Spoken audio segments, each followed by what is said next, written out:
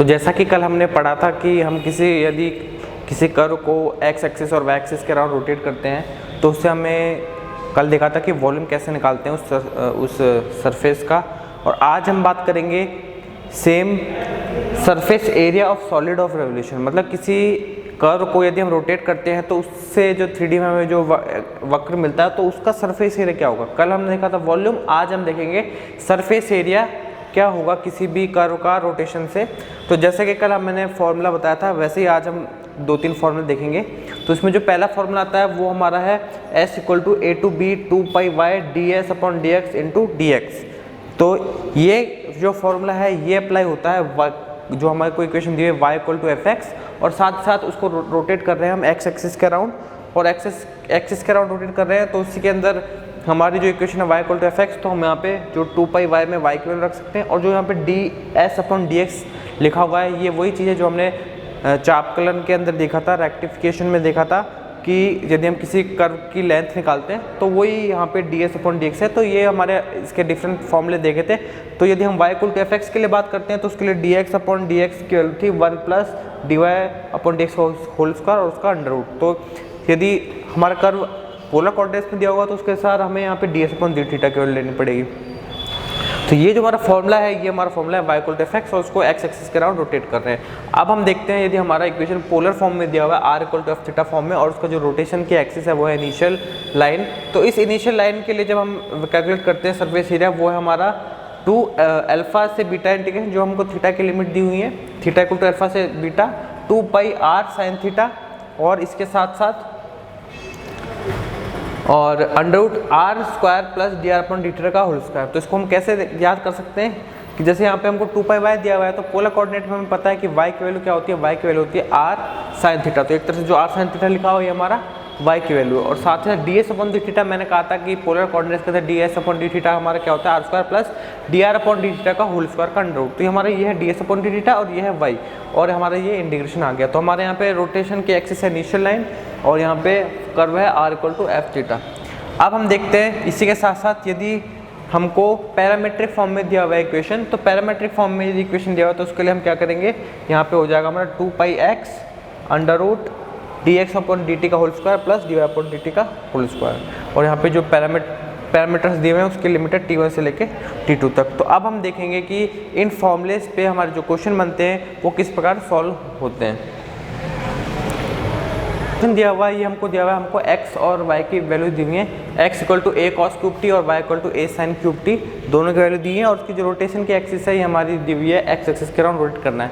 तो जो हमारा क्वेश्चन है इसको हम चाहें तो इसे xy कोऑर्डिनेट में चेंज कर सकते हैं और हमारा जो फर्स्ट फॉर्मूला है उसका यूज़ कर सकते हैं, या फिर ये हमको पैरामीट्रिक फॉर्म में कोई क्वेश्चन दिया हुआ तो इसको हम डायरेक्ट पैरामीट्रिक फॉर्म का जो फॉर्मूला है वो लगा सकते हैं। तो हमें पैरामीट्रिक फॉर्म के लिए जो मैंने बताया था कि s की वैल्यू होती है लिमिट जो हमको दी होती है उसके अलावा 2 pi y और ds/dt और dt, ठीक है। तो इस वाले फॉर्मूले के अंदर हमको सबसे पहले लिमिट निकालनी पड़ेगी और उसके साथ साथ ds/dt की वैल्यू निकालनी पड़ेगी। तो रेक्टिफिकेशन में हमने देखा था कि जो ds/dt होता है वो ds/dt हमने देखा था वो हमारा यहाँ पे ds/dt हम कैसे निकाल सकते हैं। ds/dt का फॉर्मूला होता है dx/dt का होल स्क्वायर प्लस dy/dt का होल स्क्वायर। तो यहाँ से हम क्या निकालना है, हमको dx/dt निकालना है और dy/dt निकालना है। तो यहाँ से हम पहले निकालते हैं dx/dt। तो dx/dt निकालेंगे यहाँ से डिफ्रेंशिएट करके t के रेस्पेक्ट में, तो 3a cos² t और sin t, और साथ में माइनस हो जाएगा। ऐसे ही हमारा आएगा dy/dt आएगा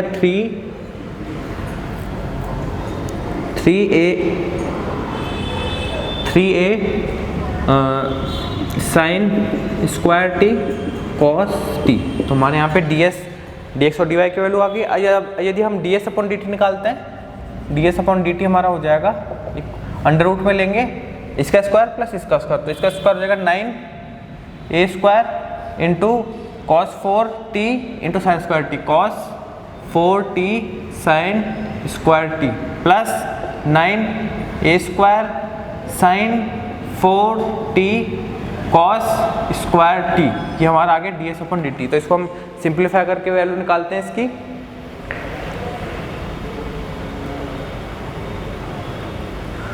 तो सिंप्लीफाई करके वैल्यू निकालते हैं यहाँ से, तो यहाँ से हमारी वैल्यू हो जाएगी 9a², तो 3a बाहर आ जाएगा और यहाँ पे साथ साथ sin t और cos t भी कॉमन आ जाएगा और अंडर रूट के अंदर वैल्यू बच जाएगी cos square t plus sin square t। ठीक है, तो ये हमारे वैल्यू निकल के आ गया ds/dt की।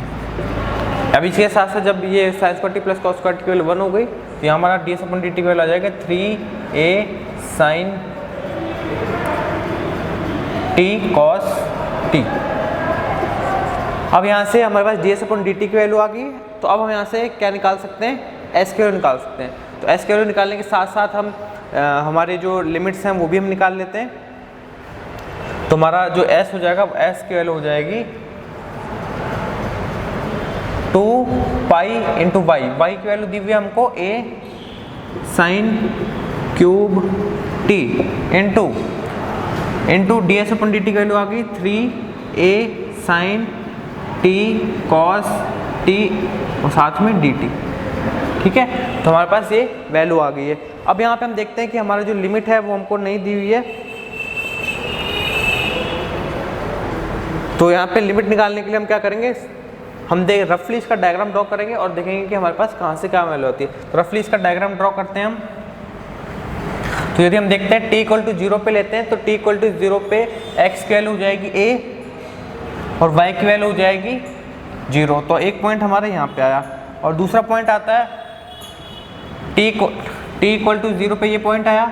अब हम लेंगे t=π/2 पे, t=π/2 पे cos की जो वैल्यू है, cos की जो वैल्यू है वो हो जाएगी 0 और sin की वैल्यू हो जाएगी a मतलब 1, तो y की वैल्यू 1, तो हमारा ये पॉइंट आएगा यहाँ पे।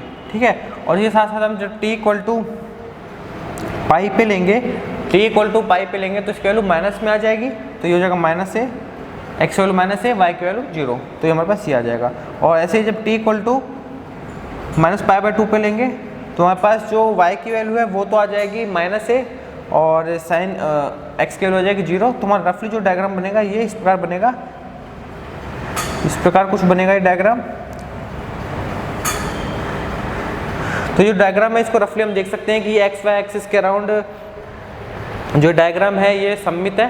तो इसको हम क्या कर सकते हैं, यदि इसको रोटेट करेंगे तो हम जो इसका जो 3D के अंदर डायग्राम बनेगा तो वो क्योंकि एक्स एक्सिस के अराउंड रोटेट कर रहे हैं इसको, तो हमारा जो डायग्राम बनेगा वो ऊपर नीचे सेम है। तो हम क्या करेंगे, जो या तो हम डायरेक्ट 0 से लेके पाई तक इंटीग्रेट कर दें, या फिर हम क्या करेंगे 0 से लेके π/2 तक इंटीग्रेट करेंगे और जो फाइनल आंसर आएगा उसको 2 से मल्टीप्लाई करके आंसर निकाल देंगे। तो हमारी जो लिमिट आ जाएगी वो हमारी क्या आ जाएगी, यहाँ से 0 से π/2 और उसके साथ में हम 2 का मल्टीप्लाई करेंगे, क्योंकि ये हमारा सिमेट्रिक ग्राफ है। अब यहाँ से हम इसको इंटीग्रेट करेंगे तो यहाँ से हमारे देख सकते हैं कि s की वैल्यू हो जाएगी, s की वैल्यू हमारे पास हो जाएगी, सारे कांस्टेंट बाहर आ जाएंगे, सारे कांस्टेंट बाहर जाएंगे तो 4πa तो कांस्टेंट बाहर और 0 से π/2 लिमिट ऊपर, और इसके साथ साथ यहाँ पे बच जाएगा 3a भी बाहर आएगा, अंदर बच जाएगा sin 4t cos t dt। ये हमारा इंटीग्रेशन आ जाएगा। तो इस इंटीग्रेशन को सॉल्व करने के भी हमारे पास बहुत सारे मेथड है। तो इस इंटीग्रेशन को सॉल्व करने के लिए भी हम यहाँ पे या तो गामा फंक्शन का यूज़ कर सकते हैं, या फिर हम यहाँ पे cos t को एक नया वेरिएबल मान के उसको सॉल्व कर सकते हैं। तो यहाँ पे जब हम इसको सॉल्व करेंगे, तो यहाँ से सॉल्व करेंगे तो यहाँ से हम क्या होगा कि cos t को हम नया वेरिएबल मानते हैं u, तो इसका जो इंटीग्रेशन हो जाएगा माइनस sin t dt की वैल्यू हो जाएगी du, और यहाँ से जो सॉरी यहाँ पे हम क्या करेंगे, sin t को मानते हैं नया वेरिएबल u, तो cos t dt की वैल्यू हो जाएगी du, तो यहाँ से हो जाएगा ये 12 पाई ए स्क्वायर इंटीग्रेशन, और यहाँ से हो जाएगा u की पावर 4 du, और इंटीग्रेशन की लिमिट 0 पे साइन 0 की वैल्यू 0 और साइन पाई बाई 2 पे वैल्यू 1, तो हमारा ये मान आएगा 12 पाई ए स्क्वायर इंटू यू की पावर 5 अपॉन 5 और 0 से लेके 1, तो जाएगा 12/5 पाई ए स्क्वायर इंटू 1 माइनस 0, तो हमारा आंसर आ जाएगा 12/5 पाई ए स्क्वायर। तो ये हमारा आंसर आ गया। जो सरफेस एरिया निकल के आया वो हमारा हो गया 12/5 पाई ए स्क्वायर। तो हमने फॉर्मूला जो यूज़ किया है उसमें सबसे पहले हमने ds/dt की वैल्यू निकाल लिया है। ds/dt की वैल्यू निकालने के लिए हमको dx/dt और dy/dt हमने निकाल लिया, और उसके बाद में फिर यहाँ से इसका इंटीग्रेशन निकाल लिया, इंटीग्रेशन की लिमिट निकाली 0 से π/2, और हमने रफली डायग्राम ड्रॉ किया, देखा कि एक्स एक्सिस और वाई एक्सिस के अराउंड सिमेट्री है, तो हम क्या करते हैं या तो डायरेक्ट 0 से इंटीग्रेट कर देंगे या फिर 0 से π/2 इंटीग्रेट करके उसको 2 से मल्टीप्लाई कर देंगे। यहाँ से इंटीग्रेशन कर दिया, कैलकुलेशन से हमारा फाइनल आंसर आ गया 12/5 पाई ए स्क्वायर। ठीक है, अब हम चलते हैं हमारे दूसरे क्वेश्चन पे।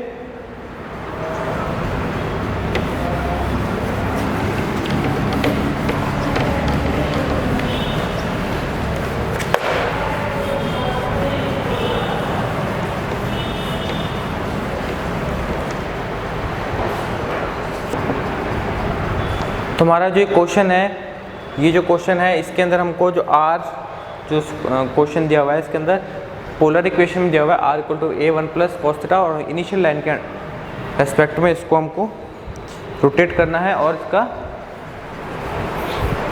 इसका हमें आंसर निकालना है।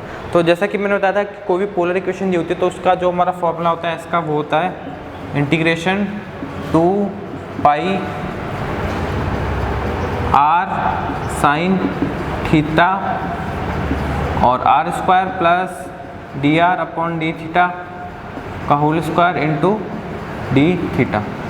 ठीक है, तो ये, और इसके साथ साथ हमको इसकी लिमिट भी लगानी पड़ेगी। तो लिमिट निकालने के लिए हम इसका जो डायग्राम है वो देखते हैं।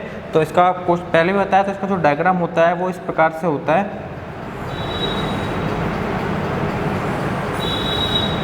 इस प्रकार से डायग्राम होगा। तो ये जो पॉइंट है 2a 0, ये होगा a π/2, ये a माइनस π/2, और ये होगा 0 पाई।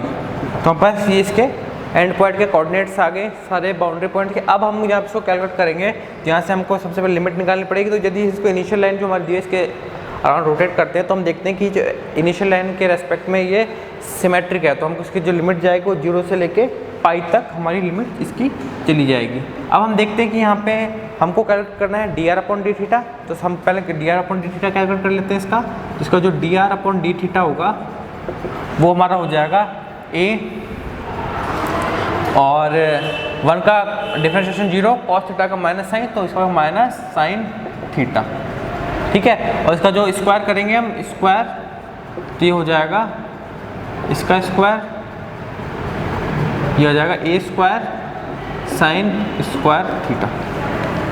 अब इसके अंदर जो हम वैल्यूज रखेंगे सारी, तो यहाँ से जो हमारा इंटीग्रेशन है वो हो जाएगा s की वैल्यू आ जाएगी s बराबर 0 से लेके पाई 2 पाई इंटू r की वैल्यू है a1 + cos थीटा और इंटू साइन थीटा, और इंटू अंडर रूट के अंदर जो वैल्यूज आएगी वो हमारी आ जाएगी, अंडर रूट के अंदर आएगी r²। मैं इसको अलग से कैलकुलेट करके बता देता हूँ, r² प्लस dr/d थीटा का होल स्क्वायर, तो यहाँ से r² प्लस dr/d थीटा का जो होल स्क्वायर है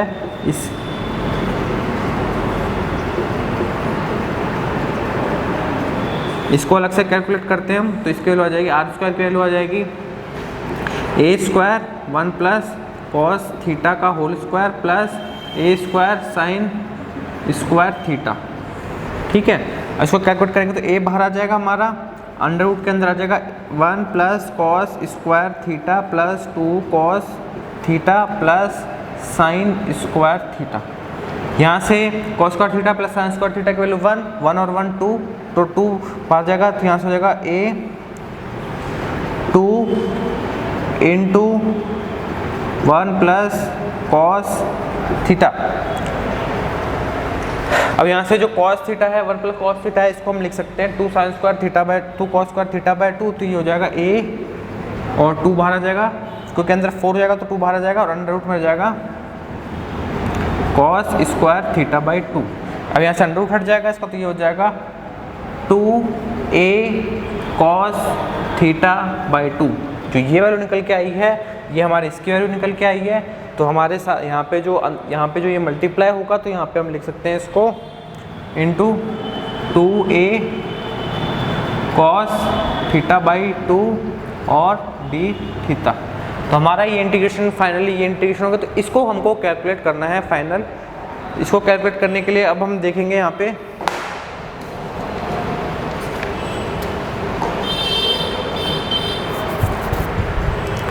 फाइनली इस इंटीग्रेशन को हमको कैलकुलेट करना है। इस इंटीग्रेशन को कैलकुलेट करने के लिए हम यहाँ पे देखते हैं, यहाँ पे सबसे पहले हम क्या करेंगे, जो सारे कांस्टेंट टर्म्स हैं उनको बाहर निकालते हैं। 2a इनको बाहर ले लिया तो s के लिए हो जाएगी यहाँ पे s बराबर 0 से लेके पहले कांस्टेंट बाहर आ जाएंगे 2πa इंटू 2a। तो ये हो जाएगा 4πa स्क्वायर 0 से लेके पाई तक और अंदर जाएगा 1 प्लस कॉस थीटा। तो 1 प्लस कॉस थीटा को हम ले सकते हैं 2 कॉस स्क्वायर थीटा बाई 2। और यहाँ साइन थीटा है, साइन थीटा को ले सकते हैं 2 sign theta by 2 cos theta by 2।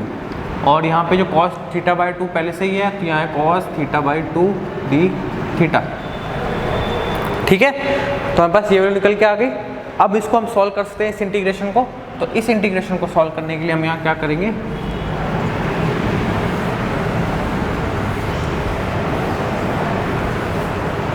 यहाँ पे फिर दो नए कॉन्स्टेंट बाहर आ जाएंगे 2 और 2 4। तो ये 4 हो जाएगा 16 और अंदर अब बच जाएगा यहाँ पे कॉस स्क्वायर थीटा 4 बार है तो यहाँ से हो जाएगा ये 16 पाई a स्क्वायर 0 से पाई बाई 2 और cos 4 theta by 2 into sine theta by 2 d theta.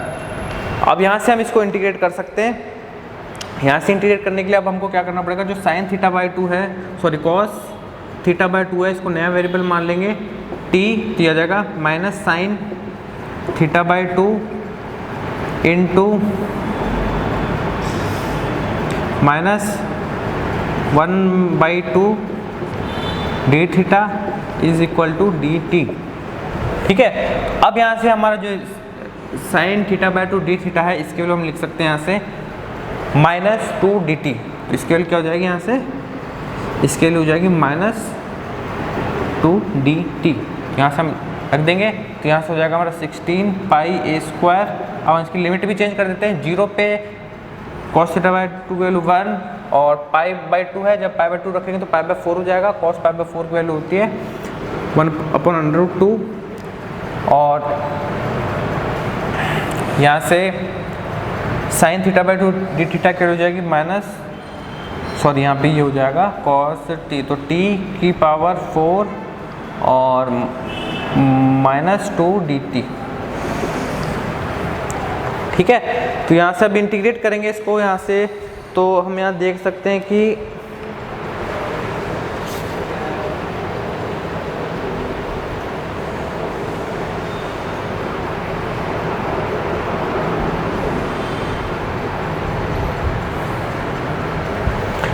अब यहाँ पे हम देखिए सॉरी ये पाई बाई 2 नहीं पाई है यहाँ पे।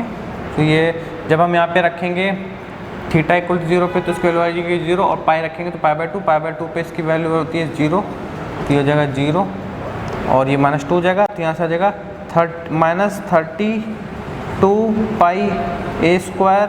जैसे माइनस लाएंगे तो लिमिट इंटरचेंज हो जाएगी 0 से 1 हो जाएगी और ये हो जाएगा t4 dt। अब यहाँ पे इंटीग्रेशन हो जाएगा 32 पाई a स्क्वायर और t की पावर 5/5 इंटीग्रेशन के बाद और लिमिट 0 से लेके 1 तक। तो ये हो जाएगा 32/5 पाई ए स्क्वायर इंटू 1 माइनस 0। आंसर आ जाएगा 32/5 पाई ए स्क्वायर। ये हमारा फाइनल आंसर आ जाएगा। ठीक है, यहाँ से हमने सेम वही मेथड लगाया, बस पोलर कोऑर्डिनेट में हमने क्या ध्यान रखा है कि जो हमारे जो वहाँ पे जो ds/dt स्क्वायर होती है r² प्लस dr/dt का होल स्क्वायर, तो यहाँ से हमने क्या करा, r निकाल लिया, dr/dt कैलकुलेट करके हमारा जो इंटीग्रेशन था वो ये कन्वर्ट हो गया और यहाँ से ये पूरा सॉल्व हो गया। तो यहाँ पे याद रखना कि यहाँ पे π/2 नहीं, पाई लिमिट है।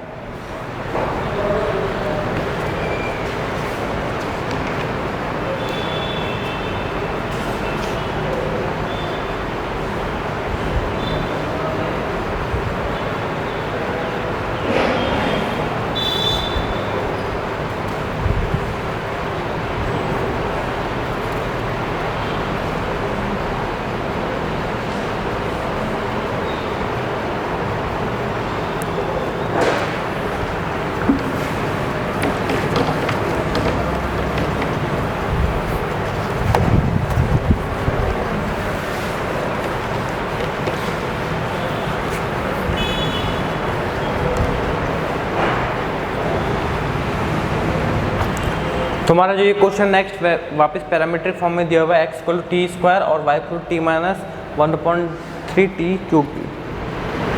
तो यहाँ से जो हमारा जो नेक्स्ट क्वेश्चन है, इसमें हमको वापस इसका जो सरफेस एरिया निकालना है। तो यहाँ पे हम देखते हैं पहली बात कि जो हमारा जो क्वेश्चन है पैरामीट्रिक फॉर्म में दिया हुआ है, तो पैरामीट्रिक फॉर्म में दिया हुआ है, तो यहाँ से हमको क्या करना पड़ेगा, s = यहाँ पे हमको t की लिमिट्स निकालनी पड़ेगी और 2πy ds/dt और dt। तो यहाँ पे हमको ds/dt अलग से निकालना पड़ेगा। तो उसके लिए हम क्या करते हैं, ds/dt हमारा होता है ds/dt हमारा होता है dx/dt का होल स्क्वायर प्लस dy/dt का होल स्क्वायर। यहाँ से हमको dx/dt निकालते हैं, dx/dt हो जाएगा 2t और dy/dt हो जाएगा 1 - t²। तो यहाँ से ds/dt की वैल्यू हो जाएगी, ds/dt की वैल्यू हो जाएगी इसका स्क्वायर प्लस इसका स्क्वायर, तो ये हो जाएगा 4t² प्लस 1 प्लस t⁴ और प्लस -2t²। ठीक है, यहाँ से ये हो गया। अब यहाँ से हम देखते हैं कि 4t² -2t² ये कट के रह जाएगा 1 + 2t² प्लस t⁴ और यहाँ से इसको कॉम्पैक्ट रूप में हम लिख सकते हैं 1 + t² का होल स्क्वायर। तो ये हो जाएगा √1 + t², ये आ जाएगा हमारा ds/dt। ठीक है, हमारे यहाँ से ds/dt आ गया। अब हम यहाँ से लिमिट, अब इसकी लिमिट भी निकालनी पड़ेगी हमको। तो लिमिट के लिए हम क्या करते हैं, यहाँ से इसका रफली डायग्राम ड्रॉ करके देखते हैं। तो यहाँ से हम देखते हैं कि x हमारा 0 कब हो रहा है, मतलब t² की वैल्यू 0 पे और इसका आ गया t = 0 पे 0 हो रहा है। अब हम देखते हैं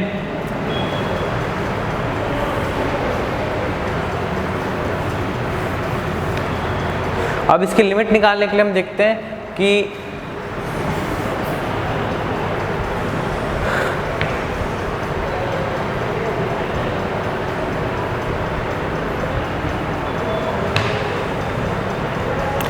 यहाँ से हमारे जो t की लिमिट्स आ जाएंगी, t की लिमिट्स आ जाएंगी 0 से लेके t =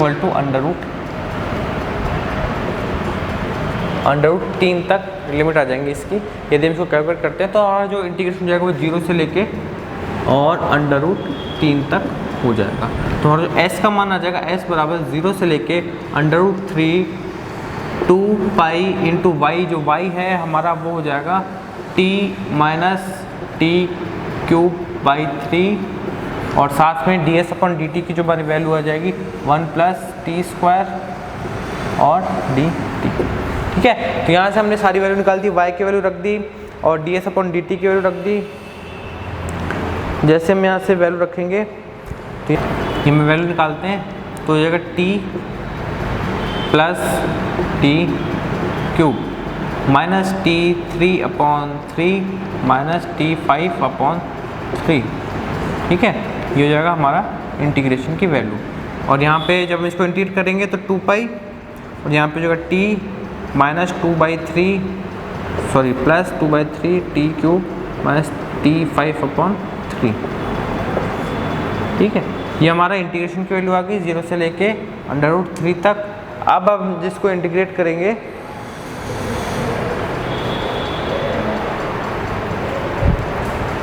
तो इंटीग्रेट करेंगे तो यहाँ से ये हो जाएगा t²/2 plus 2/3 t4/4 minus t6/18, और लिमिट जाएगी 0 से लेके √3 तक। जब हम इसमें फाइनल लिमिट रख देंगे तो ये हो जाएगा 3/2 प्लस 2/3 और 9/4 माइनस t6 में रखेंगे जब √3 को तो ये हो जाएगा √3 डिवाइडेड बाई 18, और जब माइनस 0 के अलग हो जाएगा और ये फाइनल निकल के आ जाएगा, साथ में इसके है 2π और ये निकल के आ जाएगा 3π। ठीक है, तो ये हमारा फाइनल यहाँ पे आंसर आ जाएगा।